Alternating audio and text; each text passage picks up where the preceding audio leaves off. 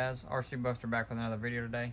Today we're going to do a quick video going over our homemade crawler course and our new addition with it, and what all we kind of do to make this course. So I'm going to go over that because I had a few comments of people asking how I do them. So to start off with, when we first started building this, you can see our line right here that runs up. This was our first little section we made at the very beginning, and we just kind of added on to it. We just have it set on a table down here. But we start with these thin foam poster boards, and we get just any type of boxes. As you can see there, we just kind of find whatever boxes we can use, and we just build them up underneath.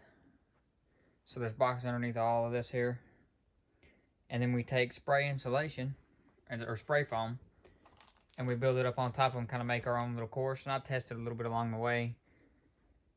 So that's how I get the terrain made, and then I'll go through and paint it,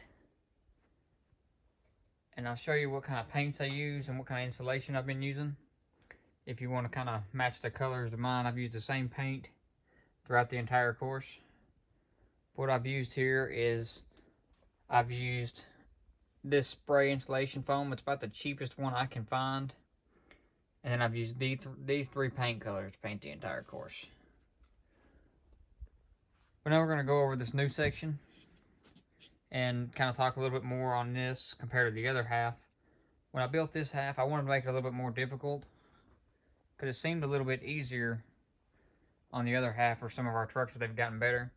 So I tried to make it a lot harder. There's a lot more steep inclines, a lot more spots to add more flex to the trucks, a lot more stuff with less grip. So this part of our course is going to be a real test to see how our trucks do on it. But I think we have some pretty cool lines here. We have this new line that runs up and over top the entire course all the way across, and then it winds off here in the back.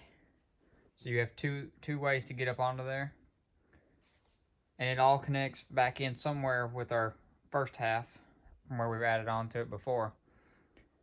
And then we're also adding something that might be pretty cool for some videos. Is we're adding a mud pit here. I got to get some airsoft pellets to fill that in with. But our course runs back and runs around the bottom and loops around, and it's got some pretty decent edges to it. It should be pretty difficult, along with this section over here, which has a pretty steep incline. So it's going to be kind of a, depending on what shock setup and tire setup we're running, we might get high centered on there quite a bit.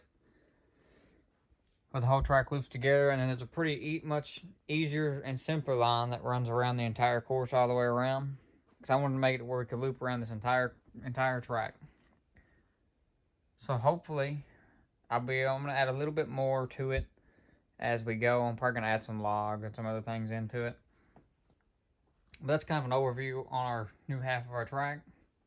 There'll be some videos of us running on it here soon, and probably show off some of the harder lines and some of the more difficult stuff we have on this course. Stay tuned.